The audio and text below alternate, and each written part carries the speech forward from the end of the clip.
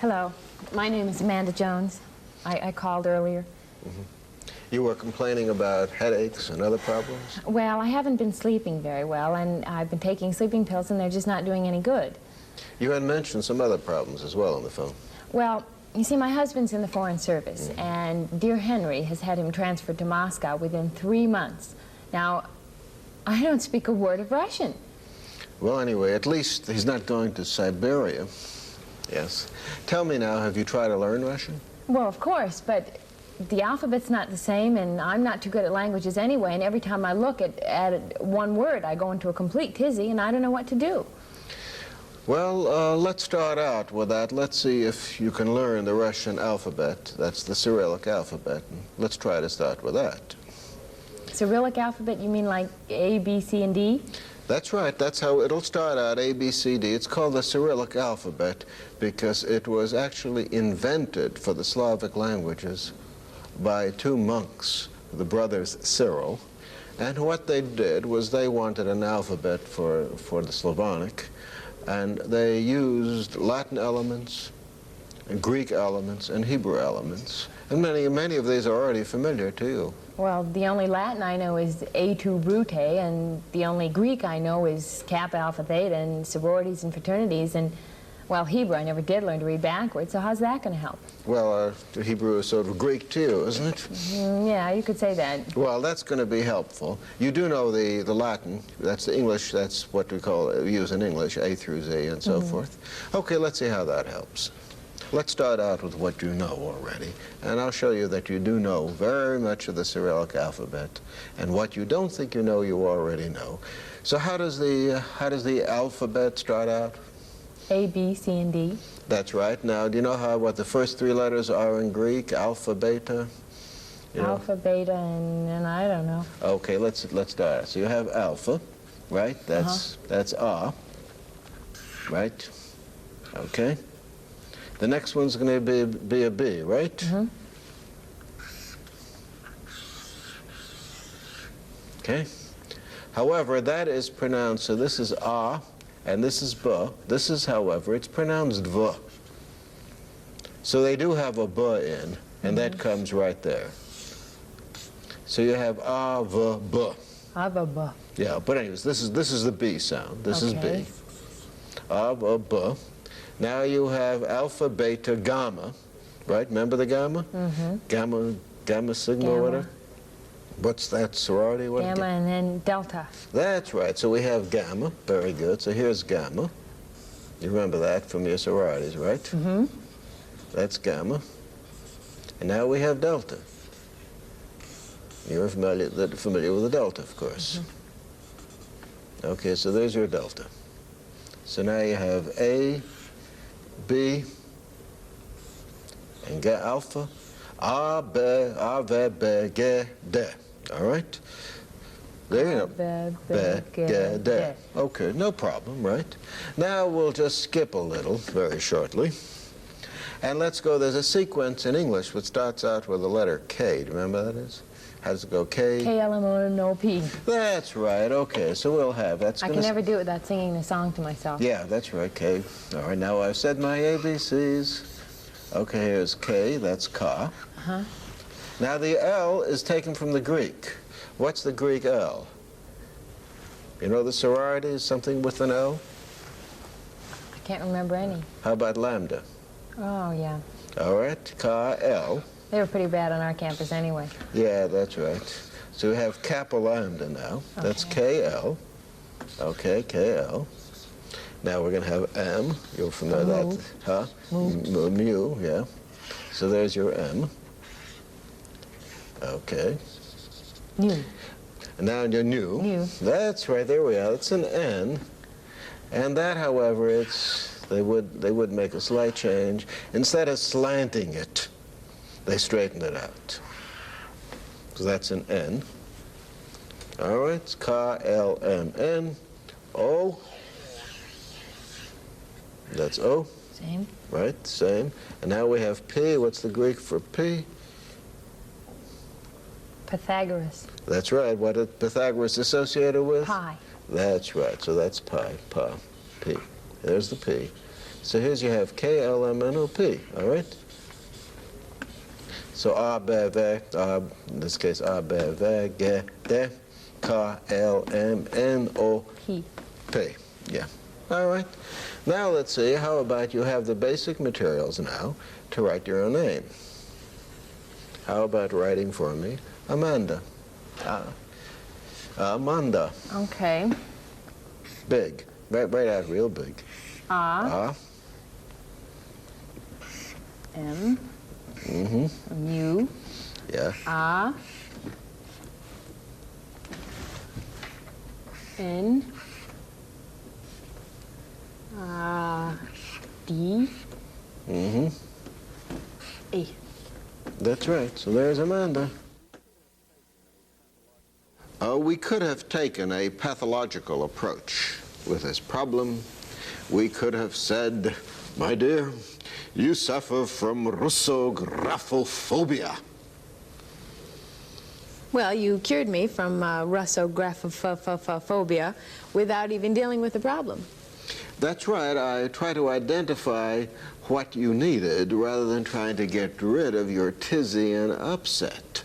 And we try to do this by, as a starter, teaching the Russian alphabet. That's what our aim was for right then and there, to show that it could be done, and to, set up an appropriate attitude towards that, not by saying you got to have the attitude, but by showing it can be done. Mm-hmm. Then we identified where you were, what you already knew. So it did turn out I was closer than I thought. Absolutely.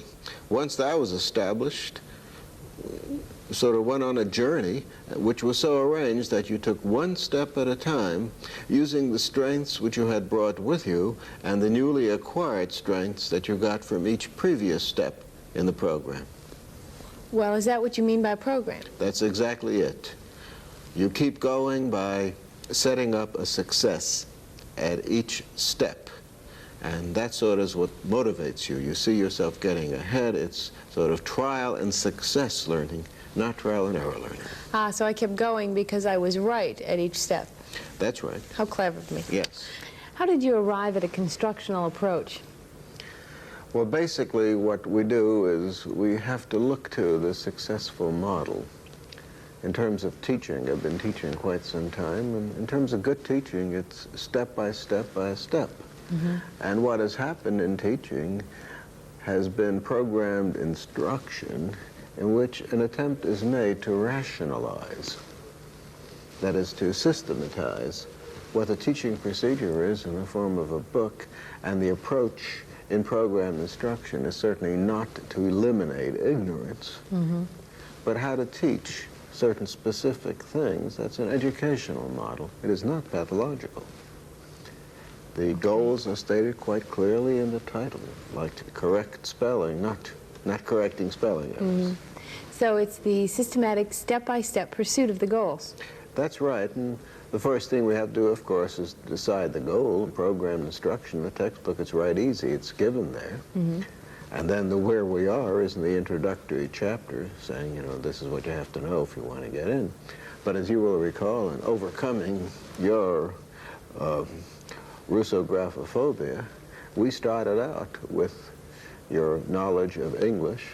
If you had wanted to learn to write Chinese, I'm afraid English wouldn't have been a help. We might have tried to start out with some brushwork, which you already knew.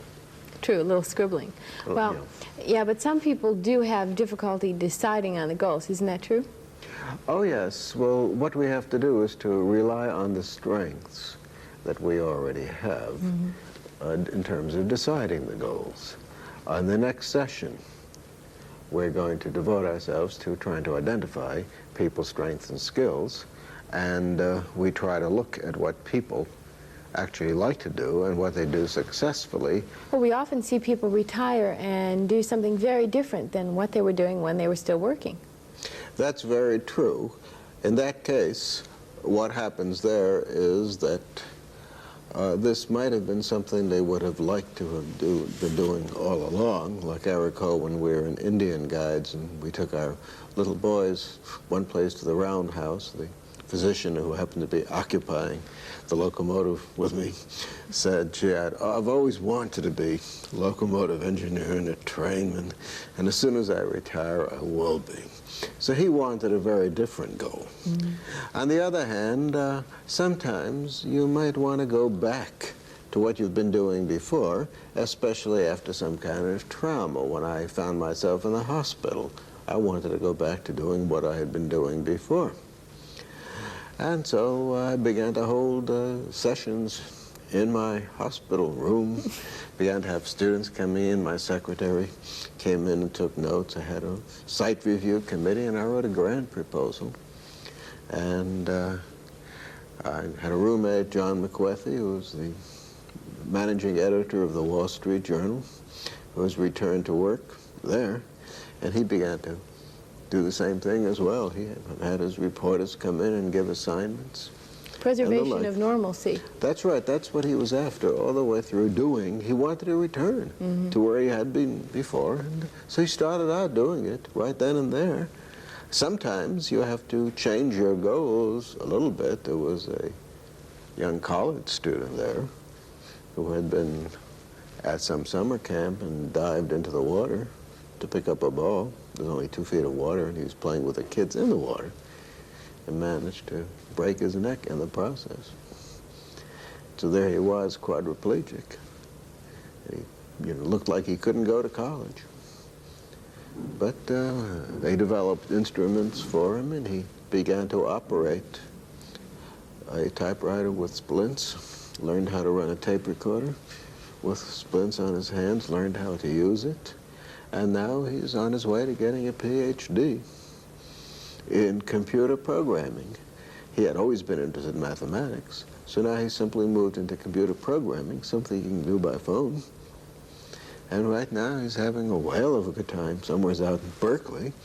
I recall recently when my wife had some kind of ceremonial, he sent her a great big printout. He had programmed the computer to say, "Congratulations, Betty."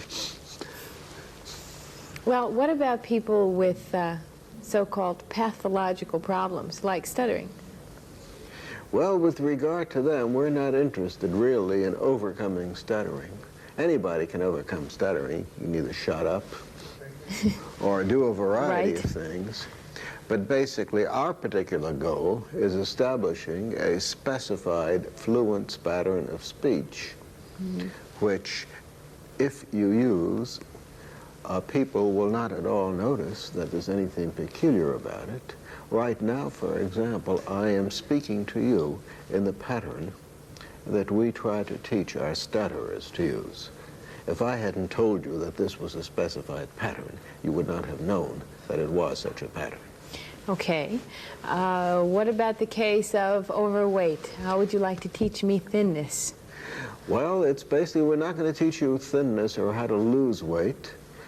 What happens with people who try to diet is the thing that scares them is this huge weight which they're carrying. And so they try to get rid of it, and as it gets smaller and smaller, the incentive for continuing on the diet vanishes, and then they go right back up again. This produces what is called a yo-yo effect. So what we're interested in is teaching people new eating patterns. Right now I'm working with nutritionists at the hospital to teach them how to do this. I think that's realistic, but what if someone comes in with a totally unrealistic goal? Suppose I came in wanting to be Queen of England. Then what do we do? Okay, you came in, I'd take you seriously. Then you have a problem. Not really. I would say, let's see, if you want to be the Queen of England, I said, I'm quite sure you don't want to be in your 50s. That kind of age, do you? You don't want that. There must be something about being Queen of England that sends you. And you say, yes, well, let's find out what it is that interests you about being the Queen of England. And if it turns out it's the uniform she wears, why, we're missing a door person, and perhaps you can apply for that job. Or crown, then enter a beauty pageant, or money, then find other ways of getting money, or being regal, you know, take a modeling course or whatever it happens to be. In other words, find out the real reason. or find out what it is that's concealed in that little package. When people tell you something which isn't realistic, or they talk about conflicting goals, they're not really talking about it. You can't really want and not want something about it, the same thing. It's sort of like the mouse who approaches the mouse trap and leaves it and so forth. It looks like he's in awful conflict. It's been called approach avoidance experiments in the literature. Well, actually, that mouse there's no great conflict about the mouse. He wants the cheese, but he doesn't want to get with a mouse trap. So he knows what he wants, in essence, with two things, and the problem is for the mouse to find out how to get the cheese without getting the trap on him. You know what? Any colony of mice, after a few mice, will usually find out, so you have to try a different kind of mouse trap or a new one. Okay. And what I often do is ask the people whom I talk to, ask my clients a question in an odd form, and that is, supposing one of these UFOs landed on Earth, and a little Martian came out, one of 2,000 Martians, and he had been assigned by the computer to follow you around just like the others were being assigned to watch other people, and then report back to the giant IBM computer, that's the interplanetary business of Mars, to report back to them what Earthlings were like. And he came, say, 6 months after you got what you were after and so forth. What would he observe you doing? That's a toughie question. People will very readily tell you what's wrong, they'll pour it out. But what would you want? What would somebody observe you actually doing to get it? Where do we go from here? Some of us have fairly good ideas about our goals, and it's only a matter of defining them objectively. Try it. Then ask yourself if the Martian will be able to see you accomplishing the goal. Remember, he can only see what you do, not how you feel, or whether you're doing something more or less than before. Some goals may be very difficult to figure out, especially when an injury or illness makes pursuit of some previous goals impossible. Even then, ask yourself what specifically it was about the goal which was important to you. Often this can be accomplished through another means. Identifying your current skills can also help, and we'll talk more about that in the next 2 sessions. For now, keep the Martian in mind as we ask the next questions. Where are we now in relation to the goal? Well, let's go to the second question. Where are we now in relation to our goal? Isn't the answer to that frequently disappointing? Not necessarily. For example, let's take those cases I mentioned before. When I found myself in the hospital, quite far from where I wanted to be, I could still read, I could talk, I could think, I could hold meetings. John McWethy, my roommate, could also do the same things. And so accordingly, we held meetings, and we had students there, editors and reporters from the Wall Street Journal. Well, didn't it get a little crowded in there with all of you conducting your business as usual? Oh, yeah, it got crowded, but you could easily tell them apart. I mean, yours weren't the ones with the gray flannel suits and the pencils behind their ears. Yours had that more studious, reserved beards, yes. And blue jeans and patches, and so on. Serious looks on their faces. Yeah. And so we start out with where we are. The stutterers, for example, they can read English. Usually they're fluent under delayed feedback, or if they speak in specified patterns. We had a diplomat who did not stutter in his native language, nor English, but did in French. And so we had him read and transfer the new patterns to the other language. Scott, who was the quadriplegic who went back to college, he had gross arm movements, so they fashioned a splint in a typewriter. People who want to lose weight, most of them know about calories, they do things with their hands, they sew. None of these people are bundles of deficits. They've actually got a lot going for them, and this is what we start to look at.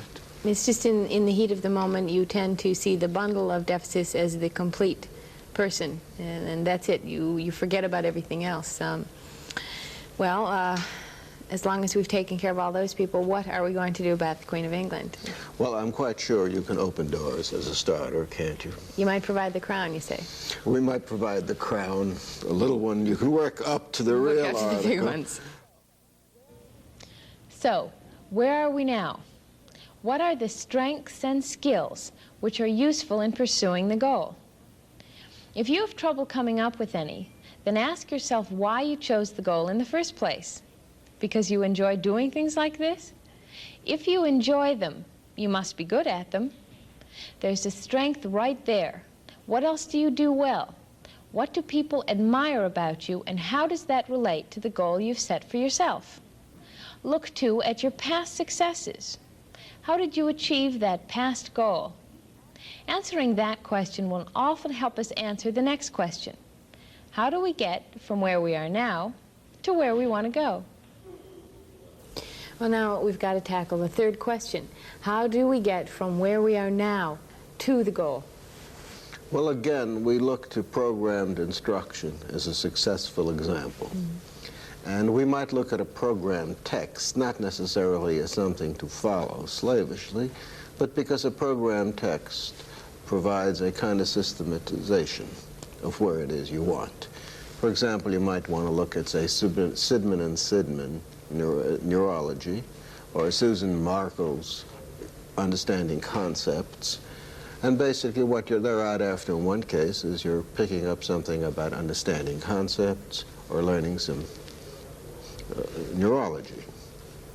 This is what they're after there. Now, each one of them starts out with where it is you're supposed to be right now, what it is they assume. They will have assumed certain knowledge, certain courses before you start.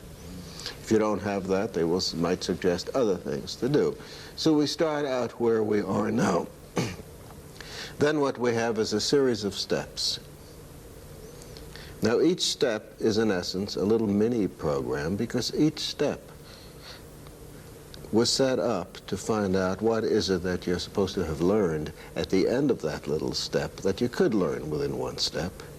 What is it you have to do to learn it, and what does it start out with? And so each step starts out with where you are now, and where you are now then becomes changed a little bit by what it is you learn. And the next step starts out with where you just were. That's your new where you are now.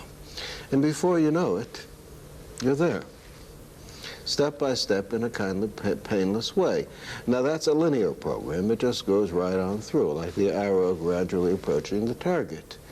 Then you can have branching programs where you come to a certain point, and then when you come to a particular point, there might be some alternatives, and depending on which alternative you choose, the program will then send you somewhere else. So basically, this is how it starts out, and by this procedure, one can teach all kinds of advanced concepts, new things to learn, things one never imagined, one ever knew, simply starting out with what you know right now. So it really is step by step. Yes, each step is explicit. We have to know exactly what it is that we're after in making the step, and what it is that we're after can be measured and can be counted to make sure that it's there.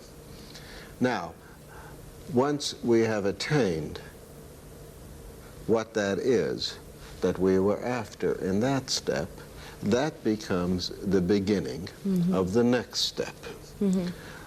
And now, so the next step starts out with this new beginning, and something else is supposed to occur. You're supposed to learn something else, and that now is the reward there, and now you go on to the next one. So basically, we set up the consequences, and in that way, it's a kind of natural system that you get what you were coming for. You're learning what you came there for, and look, Ma, look how far I've gone. Now, these are the natural consequences. That's the best thing to have, whereby you start to go through the material in terms of the progress you're making towards an end goal which you want. Sometimes, however, the goal may not be something you're particularly interested in. Or you may be interested in it, but not right now. You can't see the relation. Now, in that particular case, where you can't use such natural consequences, which are, quote, intrinsic to the program, you have to use extrinsic consequences. You have to reward people in some way or the other for going through in ways which have nothing to do with what it is they were learning, because they could be applied to anything else, like money, M&Ms, tokens, and so forth, words of praise, that's good, and so forth. And that's what's called the token economy is about. It's a means whereby, on a step-by-step basis, people are rewarded for doing things which are part of a program.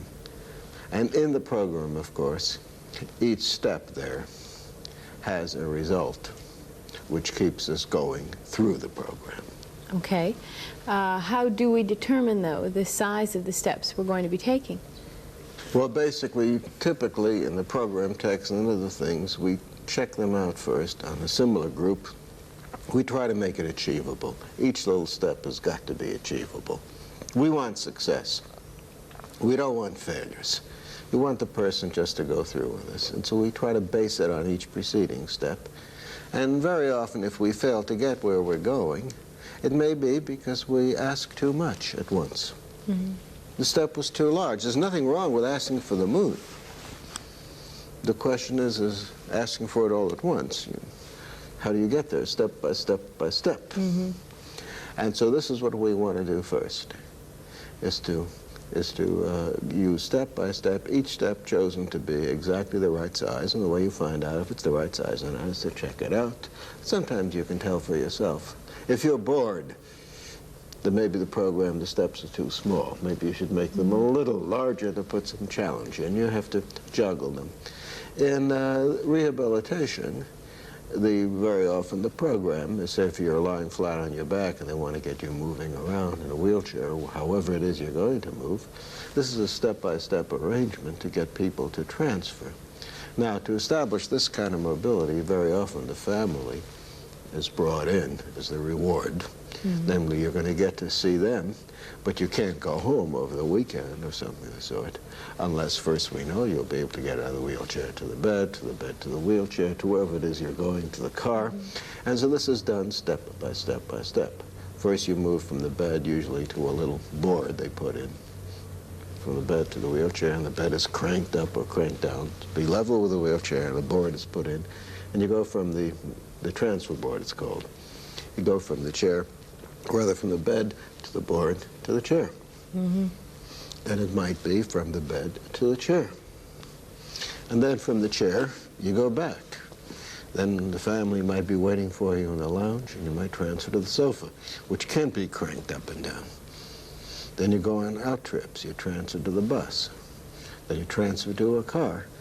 And before you know it, you started out in bed, and you wind up with complete mobility, such as is available, and you use what is available to you to get to do these things. For example, in terms of the wheelchair, see, I can take this off so I can transfer, holding onto here, moving on over there. And so we arrange the various things to help us. You also, I guess, in addition to the mobility, you have the rewards of being a little more independent. That's right. You don't need the transfer board and 2 nurses and an orderly. That these things become things that are yours and yours alone. And I think we all like to have that. Big programs are simply lots of little programs, each one starting where the previous one left off. Each step, like the larger program, has a goal, a starting point, and a way to get from one to the other.